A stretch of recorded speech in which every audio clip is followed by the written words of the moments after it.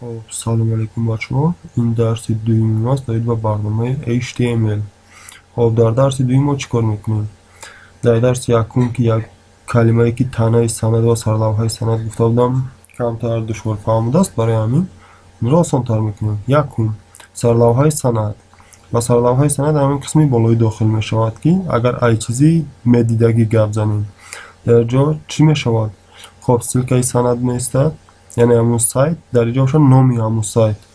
خب نامی سایت چی بودن شه بعدا از استفاده میبریم در دوامی درس با شما میفهمونم. من همین رو مینویسونیم و کدهایی که در آنجا استفاده برده میشود آهسته آهسته میفهمیم.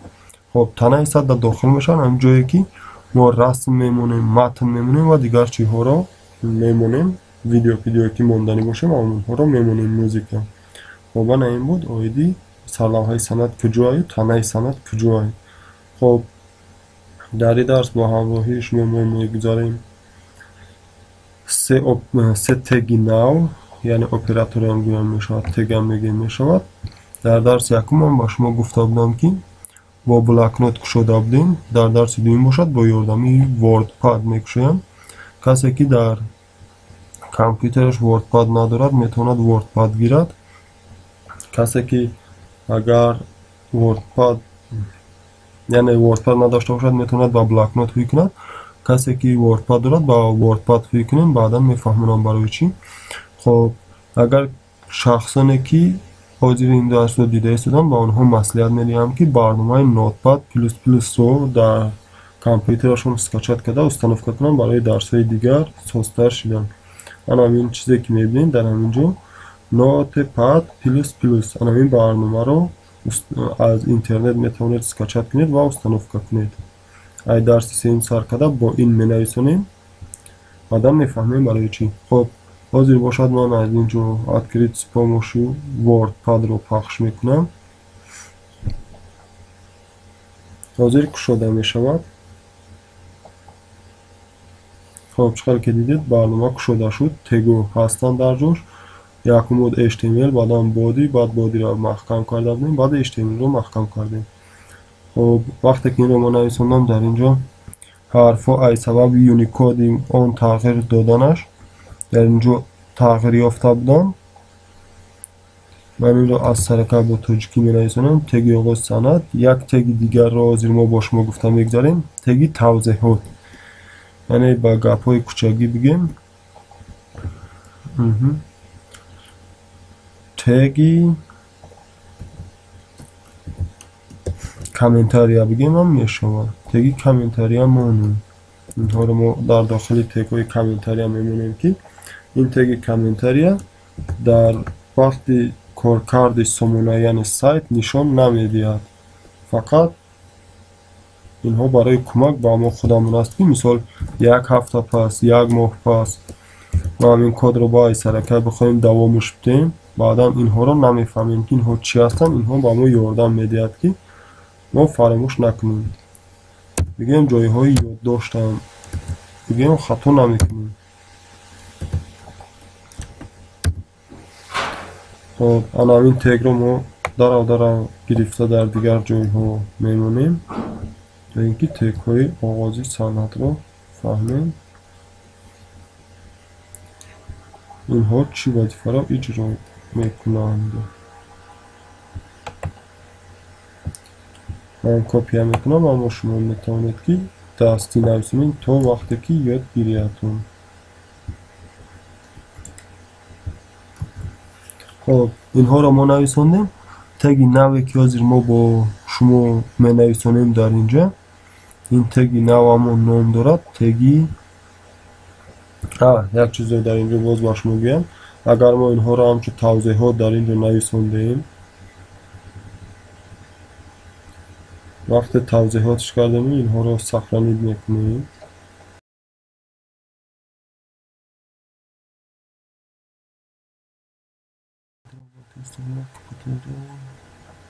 بله نتمیجکن همچون ارتیف نیم یونیکودی را حلش کردن در کار بود و بعدا خیلی را حلش میکنیم. یه رازی همچون سخرانتی ها دیش میست. بله اگر شما در درس یکم اهمیت داده باشیم وقتی که ما این رو میکشیم سند HTML رو صفحه خالی نشون داد. نه هسته خالیه. در اگر درس یکم اهمیت داده باشید در جای یک چند تا نوشته جوت بود، یعنی همون تگ سند پند که ما نویسنده بودیم در همونجا پیدا شده بود، حاضر باشد نیست. لکه برای چی نیست؟ برای اون نیست که ما همون اونو با توضیحات گرفتیم. تگ توضیحات چیزی که باشه در اونجا نشون نمیدهد. من اکنون می نویسم در اینجا سلام از سامانه. با خود شما چیزی که مقبول باشه همونو میتونید نویسیم. صفحه میکنیم. بله. باز برمیگردیم به همون سامانه‌ای که ساخته استودیم حاضر داشتم. به همین برمیگردیم. اینجا رو ما اب نویتش میتونیم. اب نویتیم چورشید با اب نویت چکار که میبینید سلام سامانه ما پیدا شد. از اینجا میشد که این تگ با کار در اومد.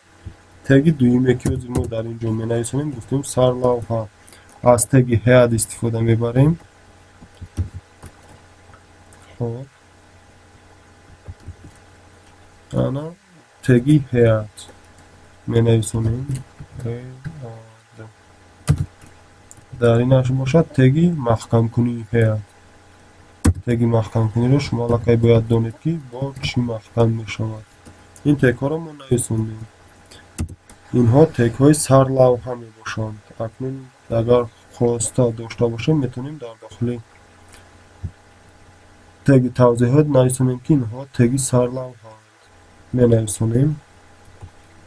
وقت داشته ایم برای همین در این رو می نویسیم.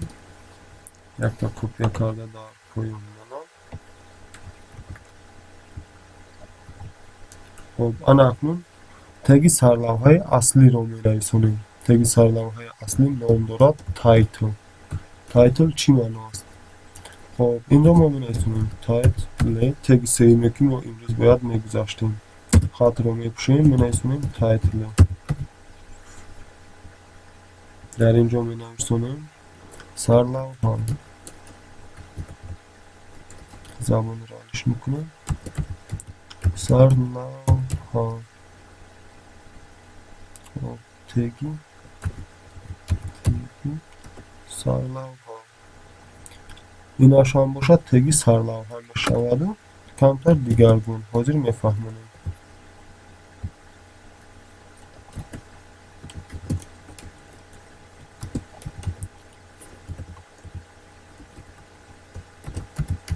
سرلوحه. خب سرلوحه نامی سامانه این بود تگ سرلوحه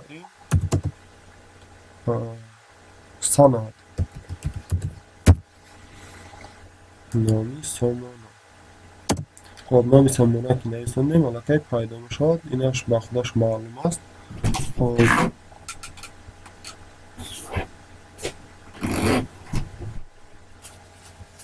خب خیلی که میبینیم تایتل است. بعدا باز تگی انجامیابی تایتل اکنون هر یک تیره ما در اینجا گفته نمیستیم چیان سرلوحه ایش آغازی سند ایش انجامی سند ایش الکی معلوم است.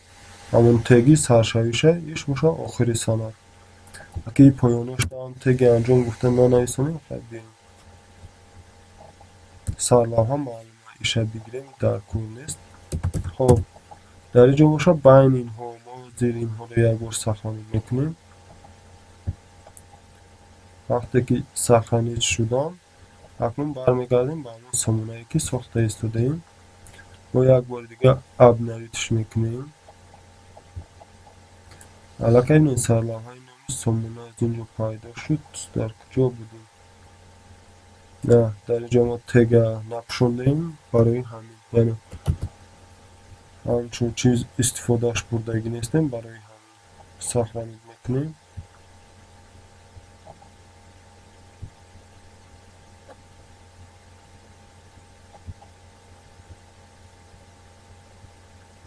چرا که میبینیم سلام از سامانه است. من اکنون اینجا رو ببینید، سراغایی که همین حجت میستد همون جای رو نشون میدهد. اینجا هم اینجا هم. خب اینجا دوازی ما این رو علیش میکنیم با یاردمی تگی تایتل که در اینجا نام سامونه رو مینویسیم. مثال نام سامونه رو میمونیم سامونه این آموزشی آموزشی با دقت باشد در این داخلی تگی تایتل ما این رو مینویسیم سامونه آموزشی و این رو از نو سخرانید میکنیم و بعدا به همون سایتی که ما اومدیم با دقت باشید اینجا خالی است، یعنی سراغی است. برای همون یک بار ابنایتش میکنیم. علاقه شما چقدر که میبینید سامونه آموزشی اوی زاده ما رو در اینجا نشون نمیده، در سبب که براوزر پیشینه است و بعضی تگ ها رو قبول بعضی حرف ها رو قبول نمیکنه. خب آموزشی این بود درس دویم ما درباره برنامه HTML. تا درس های دیگه سربلند و خانه آباد باشید.